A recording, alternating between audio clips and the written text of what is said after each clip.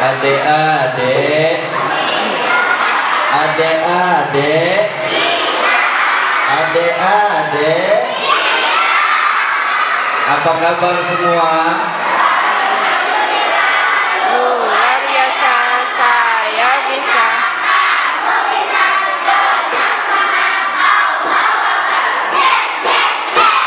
Masya Allah, tepuk tangan dulu untuk kita semua.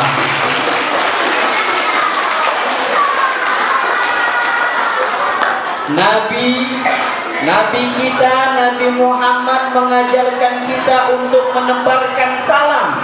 Ada yang tahu salam itu apa? Salim. Ada yang tahu ucapkan salam itu seperti apa? Assalamualaikum. Jawab salam seseorang maka akan dapat pahala dari Allah. Sekarang Ustadz ucapkan salam dulu. Adik-adik semua jawab bisa? Assalamualaikum warahmatullahi wabarakatuh.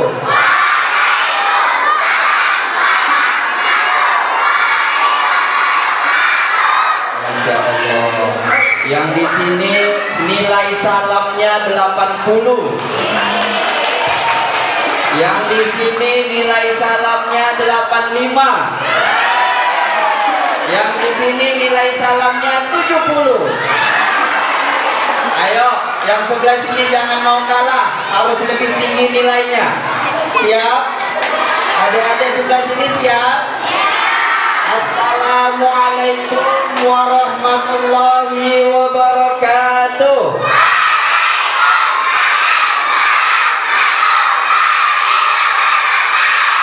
Masya Allah, semua nilainya 100. Tepuk tangan dulu untuk kita semua. Adik-adik, ada yang mau jadi anak soleh? Siapa yang mau jadi anak soleh? Siapa yang mau jadi anak soleh? Anak yang rajin sholat, rajin juga mengaji. Siapa yang mau jadi anak soleh? Masya Allah. Adik-adik tadi sudah mandi? Sudah mandi? Masa? Coba saya tanya dulu. Siapa yang tadi sudah mandi? Ibu-ibunya tak jawab, berarti ibu-ibunya tak mandi. Ibu-ibunya mandi atau enggak nih? Kok enggak jawab ini? Ayo saya tanya lagi. Siapa yang tadi sudah mandi? Mandinya pakai sabun cuci? Masa mandi pakai sabun cuci? Mandinya pakai sabun cuci atau sabun wangi? Ya, saya ulang lagi. Siapa yang tadi sudah mandi? Mandinya pakai sabun wangi. Siapa yang tadi sudah mandi? Mandinya di kamar mandi. Di kamar mandi atau kamar mandi? Ya, saya ulang lagi. Siapa yang tadi sudah mandi? Mandinya pakai sabun wangi. Siapa yang tadi sudah mandi? Mandinya di kamar mandi. Ya, tepuk tangan dulu untuk kita semua. Yang saya hormati para pejabat dari Kementerian Agama, yang saya hormati Bapak Ibu guru dari Rodatul Atfal, yang saya hormati hadirin Bapak Ibu orang tua dari anak-anak kita, yang saya sayangi dan saya banggakan, anak-anak yang insya Allah semuanya dijadikan anak-anak yang soleh dan amin ya rabbal. Adik-adik, adik-adik, saya mau tanya, siapa nama Tuhan kita? Siapa nama Tuhan kita? Siapa nama Nabi kita? Siapa nama nabi kita? Apa nama agama kita? Apa nama kitab kita? Kalau memang begitu, ayo rajin mengaji, rajin juga sholat, biar jadi anak soleh. Amin. Nabi Muhammad, ada yang tahu Nabi kita? Siapa Nabi kita? Nabi kita namanya Nabi Muhammad. Nabi kita Nabi Muhammad. Ketika zaman dahulu Nabi kita bersedih. Pada suatu hari Nabi kita sedih Nabi kita. Kenapa Nabi kita sedih? Ternyata ketika itu Nabi kita istrinya meninggal. Inna lillahi wa inna ilaihi raji'un. Meninggal istrinya Nabi pada waktu itu. La ilaha illallah Muhammad Rasulullah. Meninggal beliau. Siapa nama istrinya Nabi?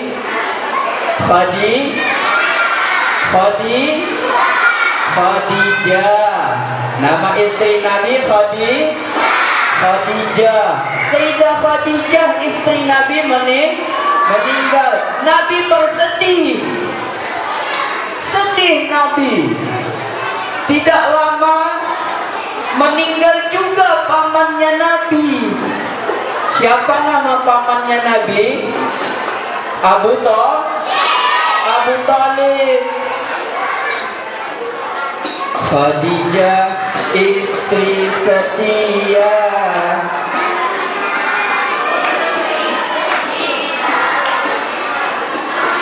Ulang ya. Abdullah nama ayahnya, Aminah ibundanya, Talib kakeknya, Abu Talib pamannya, Khadijah istri setia, Fatimah putri tercinta, semua bernasab mulia dari Quraisy ternama. Inilah yang penuh suka duka. Inilah yang penuh suka duka. Oh penuh suka duka. Oh penuh suka duka. Ketika istrinya Nabi yang bernama Khadijah meninggal, tidak lama kemudian meninggal juga pamannya yang bernama Abu Talib. Ketika dua orang ini meninggal, tidak ada lagi yang membela Nabi Muhammad. Abu Talib ini adalah orang yang hebat dan kuat di Mekah. Aku Abu Talib.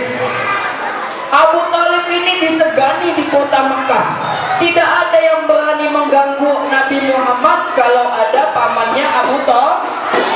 Siapa yang berani mengganggu Nabi Muhammad, maka dia berhadapan dengan aku. Abu Talib melindungi Nabi kita Nabi Muhammad. Ketika pamannya Nabi Abu Talib meninggal, tidak ada lagi yang melindungi Nabi Muhammad. Akhirnya Nabi Muhammad sedih. Nabi Muhammad tidak ada lagi pamannya. Istrinya juga sudah tidak ada. Akhirnya Allah Subhanahu wa ta'ala mengirimkan malaikat Jibril. Malaikat Jibril turun dari langit.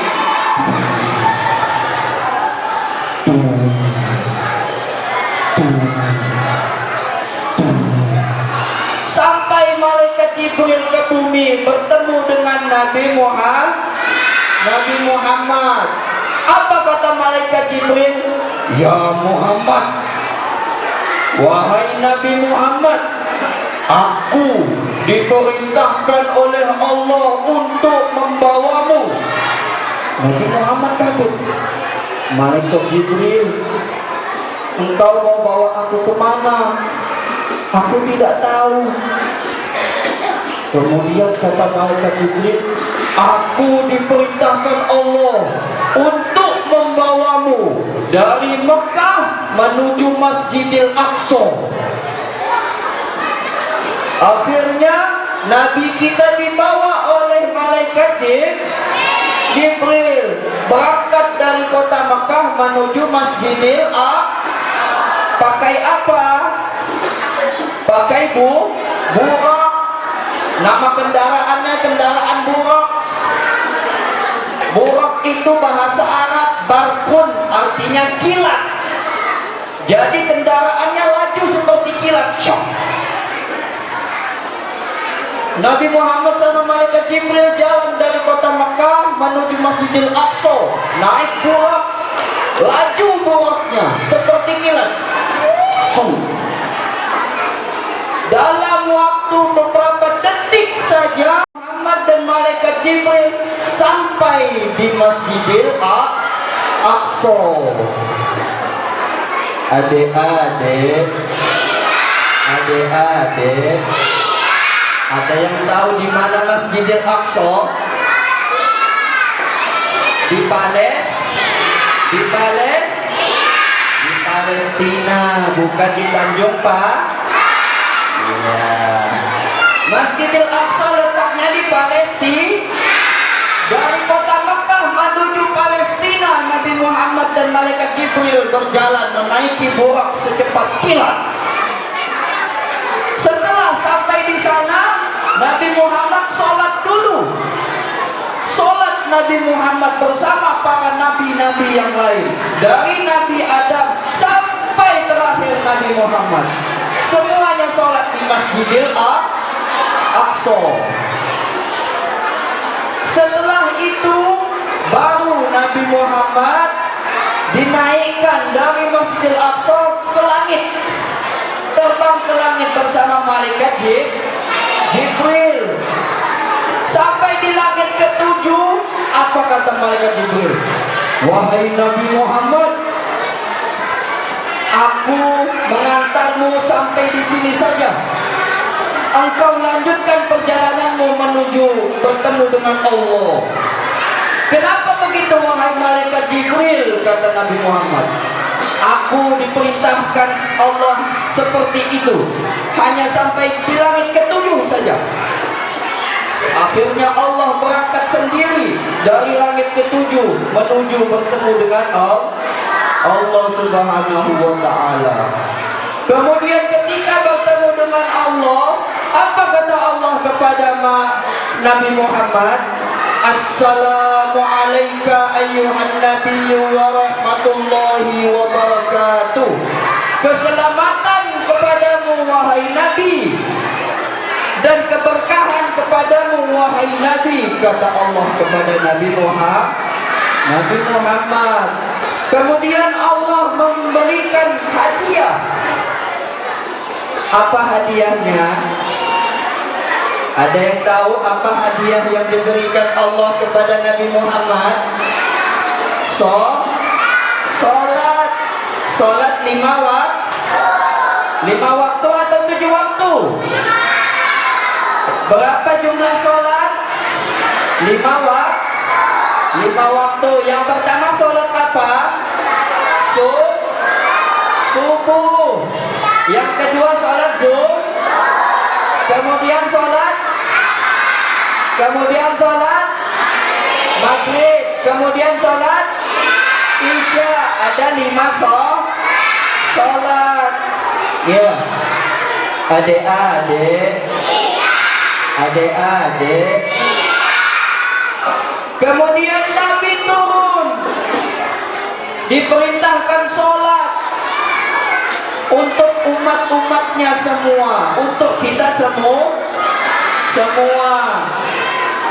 Kemudian Nabi singgah. Di mana Nabi singgah? Nabi singgah ke neraka. Adik-adik,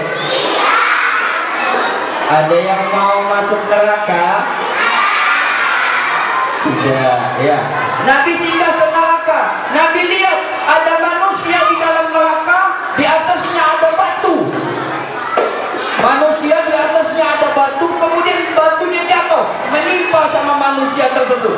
Oh. Ditindis sama batu manusia tersebut.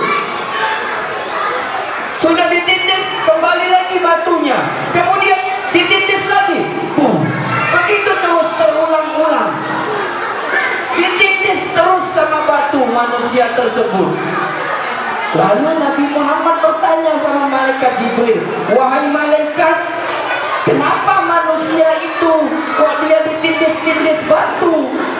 Kata malaikat Jibril, manusia itu ketika di dunia, ketika dia hidup, dia tidak mengerjakan sholat 5 waktu. Maka ketika dia meninggal, dia dihukum oleh Allah, ditindis batu seperti itu, karena tidak sholat 5 waktu. Kemudian Nabi Muhammad berjalan lagi. Ketika berjalan di dalam neraka, Nabi Muhammad melihat ada orang yang tangannya dipotong. Kemudian disambung kembali, dipotong lagi tangannya. Kemudian Nabi Muhammad bertanya, wahai malaikat Jibril, kenapa manusia ini kok tangannya dipotong terus? Kemudian kata malaikat Jibril, orang itu ketika di dunia dia suka ganggu temannya, suka cubit-cubit, suka pukul-pukul temannya. Tangannya dipotong di neraka. Kemudian disambung lagi, dipotong lagi. Itu hukumannya untuk orang yang suka mengganggu teman, yang suka mencuri. Kemudian Nabi Muhammad berjalan lagi, berjalan menuju surga. Siapa yang mau masuk surga? Siapa yang mau masuk surga? Siapa yang mau masuk surga? Kalau memang begitu, ayo rajin sholat dan juga rajin mengaji. Siapa yang mau masuk surga? Ketika di dalam surga, Nabi Muhammad melihat ada sungai. Sungai airnya air susu dan madu. Siapa yang mau susu? Gratis di surga nanti, siapapun yang mau minum boleh. Kemudian Nabi Muhammad rasa, diminum, minumnya duduk. Alhamdulillah, Bismillahirrahmanirrahim. Alhamdulillah, Bismillahirrahmanirrahim. Alhamdulillah. Begitu Nabi Muhammad minum, Nabi Muhammad minumnya dalam keadaan duduk. Adik-adik, kemudian Nabi Muhammad makan buah di dalam surga. Ada buah, banyak berbagai macam buah. Buah durian ada, buah cempedak apalagi. Duku pun di sana gratis. Ya, makan buah Nabi Muhammad di sana. Semuanya itu disiapkan bagi orang yang mengerjakan sholat. Kalau orang tidak mengerjakan sholat, maka tempatnya di neraka. Siapa yang mau jadi anak pintar? Siapa yang mau jadi anak pintar? Siapa yang mau jadi anak pintar? Kalau mau jadi anak pintar harus rajin sholat. Apa hubungannya Ustaz? Kok sholat bisa jadi pintar? Lihat, kita kalau sholat ada namanya sujud. Ketika sujud, Allahu Akbar, jantungnya memompa, mengalirkan darah menuju otak. Allahu Akbar, darahnya mengalir ke otak, turun ke otak. jantung, sehingga mengalir ke otak.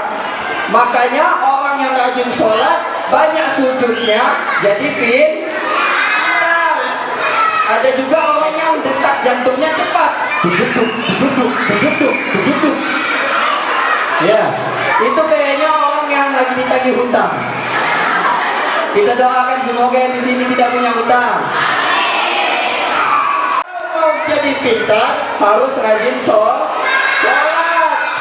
Ya, dialirkan darah dari tubuh menuju otak biar jadi pintar. Adik-adik, maka Nabi Muhammad SAW mengajarkan kita untuk senantiasa sholat 5 waktu. Ketika bangun subuh, sholat subuh berapa rakaat? 2 rakaat. Ketika siang hari, sholat zuhur berapa rakaat? 4 rakaat. Ketika sholat asar berapa rakaat? 4 rakaat. Kalau sudah malam, sore, maghrib, sholat maghrib berapa? 3 rakaat.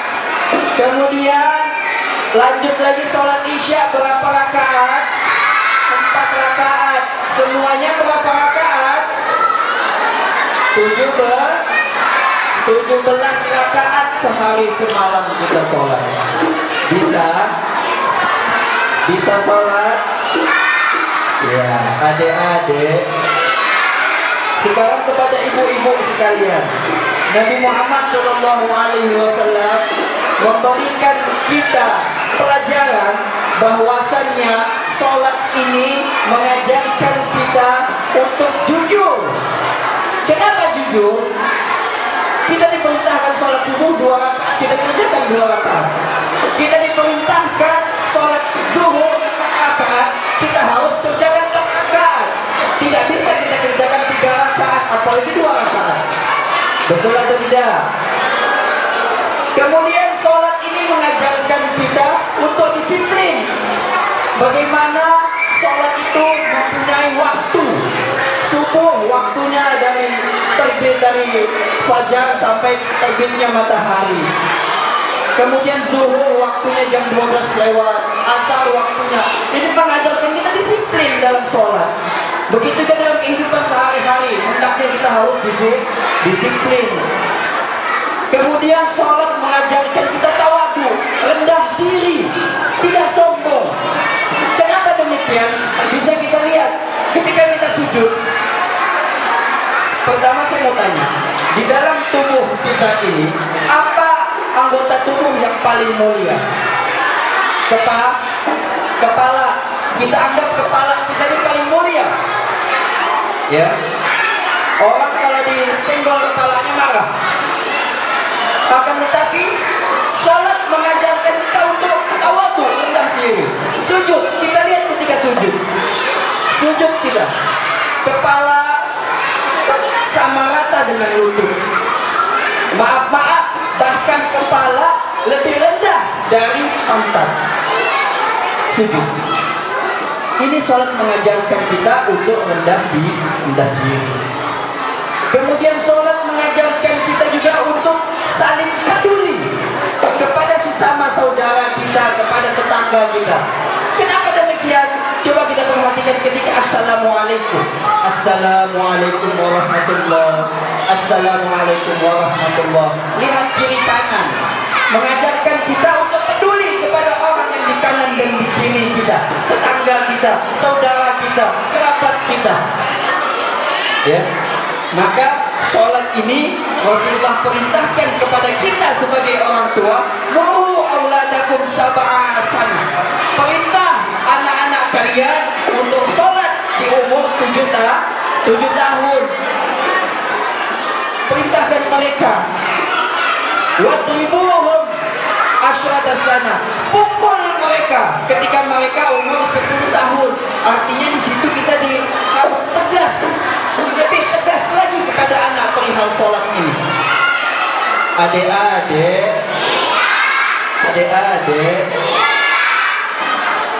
Sekarang kita sholawat sama-sama. Boleh? Boleh? Sallallahu ala Muhammad, sallallahu alaihi wasallam, sallallahu ala Muhammad, sallallahu alaihi wasallam, sallallahu ala Muhammad, sallallahu alaihi wasallam, sallallahu ala Muhammad, sallallahu alaihi wasallam, sallallahu ala Muhammad, sallallahu alaihi wasallam,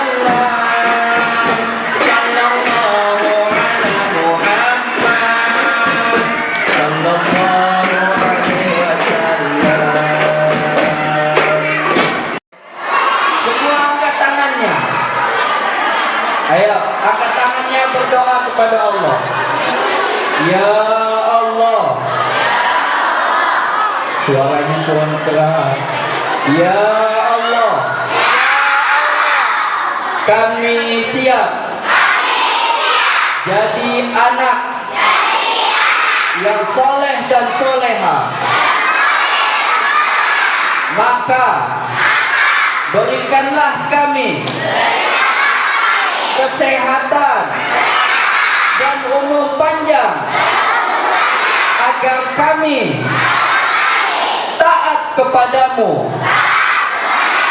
rajin sholat, rajin mengaji. Ya Allah, jadikanlah kami anak yang pintar, anak yang cerdas, anak yang hebat. Jadikanlah kami anak yang berbakti kepada guru dan orang tua. Ya Allah, ampunilah dosa kami, dosa kedua orang tua kami, dan dosa guru-guru kami. Sayangilah mereka semua seperti mereka menyayangiku ketika kecil. Ya Allah, berkahilah kami dan kumpulkanlah kami bersama orang-orang saleh. Amin ya rabbal alamin. Mungkin cukup sekian yang dapat saya sampaikan. Kurang dan lebihnya saya mohon maaf. Hadanallahu wa iyyakum ajma'in. Assalamualaikum warahmatullahi wabarakatuh.